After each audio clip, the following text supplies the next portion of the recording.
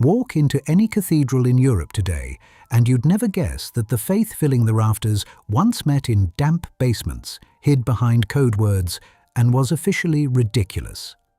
The Rome of the marbled emperors thought it had buried that obscure provincial story in a hilltop file outside Jerusalem. They were spectacularly wrong. We work scene by scene, training AI on coins, mosaics, surviving letters, and weather records to bring 3 centuries back to motion in the time it takes you to drink a cup of coffee. A spring evening in Jerusalem, perhaps a few weeks after Passover. An upper room above a quiet courtyard. The shutters are closed. The lamp is small. 11 men sit on cushions, breathing in the smell of warm bread and frightened sweat. Their teacher is no longer with them in the way they knew him. The Roman patrols have passed twice tonight under the window. They speak in low voices, switching between Aramaic and Greek mid-sentence, the way bilingual people do when the subject is delicate. They will not stay quiet. 40 days pass, then 50. The festival of Shavuot, what Greeks call Pentecost, fills Jerusalem again with pilgrims. According to the Acts of the Apostles, the 11 are gathered in that same upper room when something they describe as a sound, like a rushing wind, moves through the building. They walk into the street and begin to speak. Foreign visitors hear their own languages. A crowd gathers. 3,000, the text says, ask to be added to the movement that day. Whether you take that count literally or symbolically, something publicly visible has begun. Within weeks, they are speaking openly in the temple courts. A young man named Stephen, a Greek-speaking Jew, articulate, fiery, argues with the elders until the argument runs out of patience. He is dragged outside the city wall. Stones rise into the air. He becomes the first of the new movement to lose his life for it. Watching from the crowd, holding the cloaks of the men who throw, stands a thin, sharp-eyed Pharisee from Tarsus. His name is Saul. Saul rides north toward Damascus a short time later, carrying letters that authorize him to arrest any followers of the new sect he can find. Somewhere on that road, by his own account, written years afterward, he is struck blind by a light at midday. He arrives at Damascus a different man. He will eventually take the Roman name Paul. He will travel further than any of the original 12, and the empire will, in time, write its laws around the consequences of his journey. Paul becomes the world's first frequent traveler in the religious sense. He covers, by rough modern estimates, around 20,000 kilometers in his lifetime, by foot, by ship, by donkey, by Roman highway. He shipwrecks on Malta. He preaches in Athens beside a statue dedicated to an unknown god. He writes letters from prisons in Ephesus and Caesarea. The earliest of those letters, the first to the Thessalonians, is composed around the year 50, making it, technically, the oldest surviving Christian document, older than any gospel. The faith was a postal network before it was a library. In the imperial palace, however, no one notices. None of this is in the Acta Diurna. Tiberius's ears in Capri pick up nothing. The case file marked Pilate has been closed for years. The throne, in the year 37, passes to a young man called Gaius, Caligula, and the empire begins to lurch. He starts beautifully, charming, generous, cheered through the streets. Within 4 years, he is something else entirely. He marries his sisters, declares himself a living god, and demands that his statue be installed in the temple in Jerusalem. The order travels east.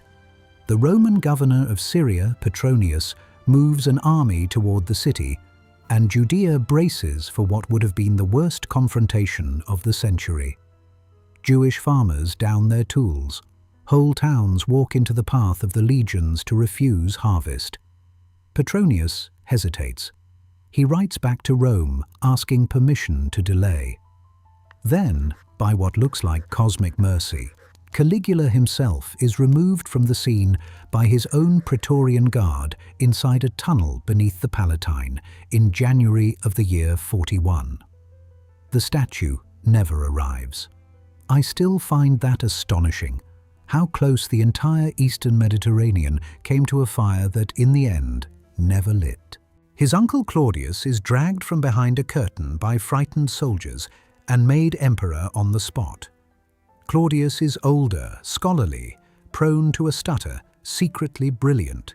He governs for 13 years, and in the year 49, in the city of Rome itself, he expels the Jewish community over disturbances his secretaries describe as the work of Christus.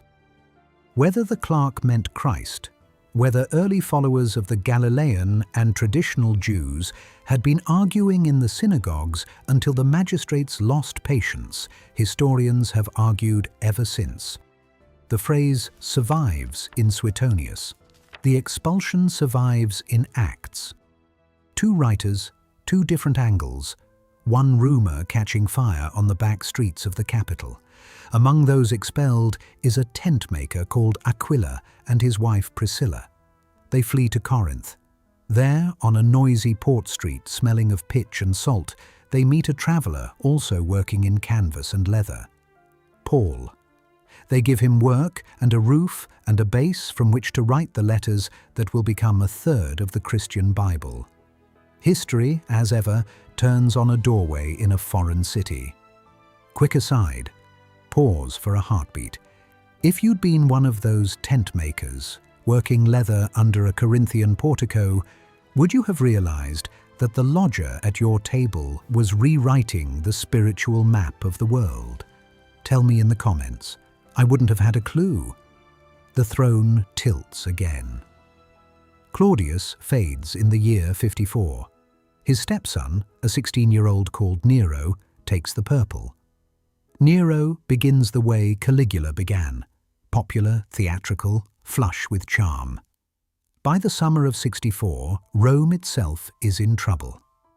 The fire begins on the night of the 18th of July near the Circus Maximus in a row of wooden shops selling oil and grain. There is a wind. The flames take hold of the timber tenements that lean against each other in the poorer quarters, and the city Augustus had so carefully rebuilt begins to come apart. The blaze burns for 9 nights. Of the 14 districts of Rome, only 4 are spared. 3 are reduced entirely. The smoke is reportedly visible at sea. Nero, in Antium when it begins, returns at speed. He throws open his own gardens to the homeless. He arranges grain. He cuts the price of bread. But the rumors run faster than the relief. People say he watched the city burn from a tower, dressed in stage costume, singing the fall of Troy on a lyre. The story is probably untrue. The fact that Romans believed it tells you everything about how he was being read. He needs a culprit. He turns to a small, recently arrived community known as the Christianoi, Christians, followers of a Galilean their elders said had risen from a tomb in Jerusalem. Tacitus describes what happens next with the cold disgust of a Roman aristocrat watching cruelty exceed even his standards. Believers are seized. They are made into a spectacle in the imperial gardens. Tacitus, who has no warm feelings toward this strange new sect, still writes that the Roman crowd began to feel pity. Pity is rare in a Tacitus paragraph. Read that line and the whole century turns. Christian tradition holds that 2 figures lose their lives in Rome in these months. Peter, the fisherman from Galilee with the new name, is, by long tradition, lifted upside down on a cross near the Vatican Hill, considering himself unworthy to share his teacher's posture. Paul, Roman citizen, scholar, missionary, is taken outside the walls along the Ostian Way, where his story ends quickly under the swift Roman sword that citizenship still afforded him. we have no contemporary inscription for either moment. We have tradition and second-century memory and bones in 2 basilicas and a great deal of faith. Choose your level of certainty. Nero himself ends his own story in the year 68, abandoned by his guards, hiding in a freedman's villa outside the city. The Senate declares him a public enemy. The Julio-Claudian line that began with Augustus is over. The empire shudders. The next year, 69, is remembered as the year of the 4 emperors. Galba, Otho, Vitellius, the son of the senator from our earlier story, and finally, Vespasian. A grizzled general from a small Italian town raised on a farm with a dry wit and a soldier's accent. He will found the Flavian dynasty. He will also finish a war that his predecessors started in Judea. Because while Rome was burning, the East was breaking. In the year 66, the Jewish population of Judea rose against Roman rule. Vespasian, then a general, was sent to put it down. By 70, the campaign was completed by his son Titus. In late summer of that year, after a long siege, the soldiers of the 10th Legion broke through the walls of Jerusalem. Within days, the Second Temple, the heart of Jewish religious life for half a millennium, the courtyards a Galilean preacher had walked just a generation earlier, was reduced to ash and broken stone. Treasures from inside it were carried back to Rome. Walk through the Roman Forum today. Stand under the Arch of Titus, built a few years later. Look up. Carved into the marble, in low relief, a procession of soldiers carries the great 7-branched menorah of the temple on their shoulders. The image is still readable. The stone has not weakened. Almost 2,000 years of weather have not erased the moment. I always feel something quiet pass through me when I stand there. The arch is not my history, and yet, in some way, it is everyone's. In a desert fortress called Masada, on a high plateau above the western shore of the Dead Sea, the last Jewish defenders held out for 3 more years after the temple's fall. When the Romans finally rolled their siege ramp up the cliff in the spring of 73 and breached the wall, they found the fortress almost silent. The historian Josephus, himself a Jewish commander who had switched sides during the war and now wrote in Greek for a Roman audience, records what they found there. Whether you trust every detail he gives or not, the silence was real. The wind on that plateau today still carries it. A few years on, in the August of 79, a mountain on the Bay of Naples opens. Pompeii and Herculaneum are sealed under ash within hours. The bodies of bakers, of households, of a dog still chained at a doorway, are preserved as voids in the rock. When archaeologists later pour plaster into those voids, the lost moment of an ordinary morning emerges. A loaf of bread from the year of the temple's fall, still in the oven, has been excavated and photographed. It looks, weirdly, like something you could buy in a Naples bakery tomorrow. In Rome itself, Vespasian and his sons are pouring the spoils of the Jewish war into a vast public stadium, the Flavian Amphitheatre. We call it the Colosseum.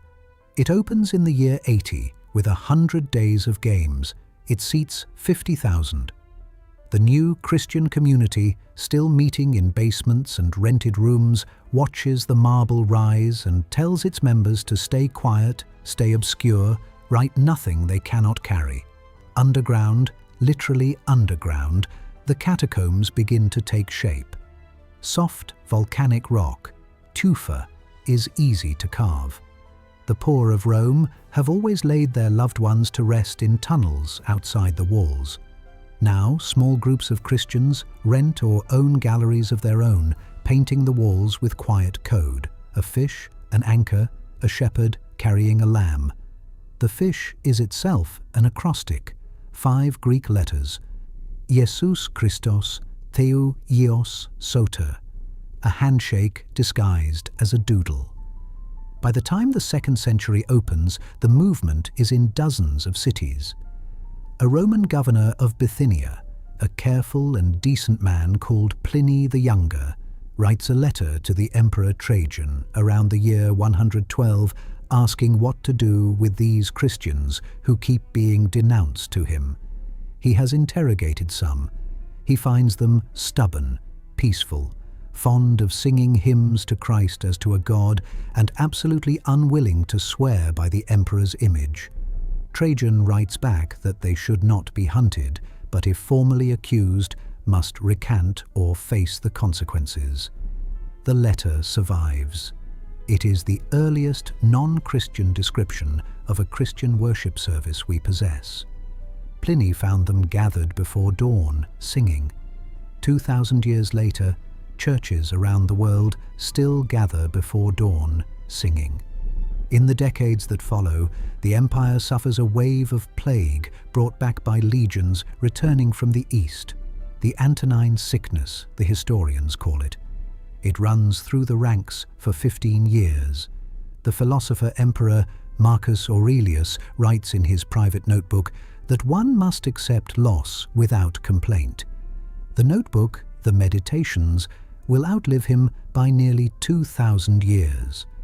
While he writes Stoicism, in the slums of Lyon and Smyrna, Christian neighbors are tending the sick that everyone else has fled. Reputations are made quietly in those streets. The persecutions intensify and ease in waves through the 3rd century. Decius, Valerian, Diocletian. Edicts are issued. Properties are seized.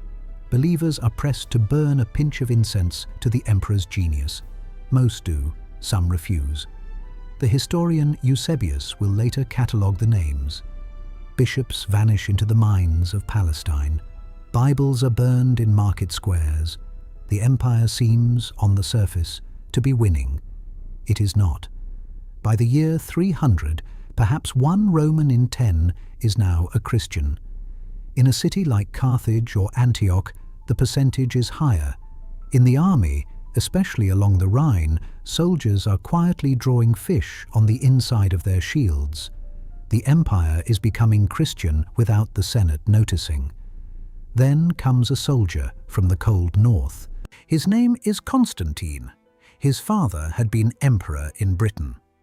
In the year 312, marching south to claim Rome from a rival, he reportedly looks up into the autumn sky and sees a sign, a cross of light above the noon sun, with the words, in Greek, "In this, conquer."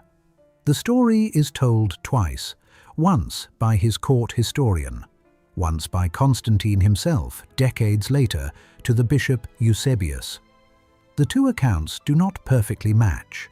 Historians have argued ever since whether he saw a halo phenomenon, dreamed a dream, invented the story for political reasons, or experienced something he could not name. He paints the symbol on his soldiers' shields anyway. The next morning, on October 28th at the Milvian Bridge over the Tiber, he wins.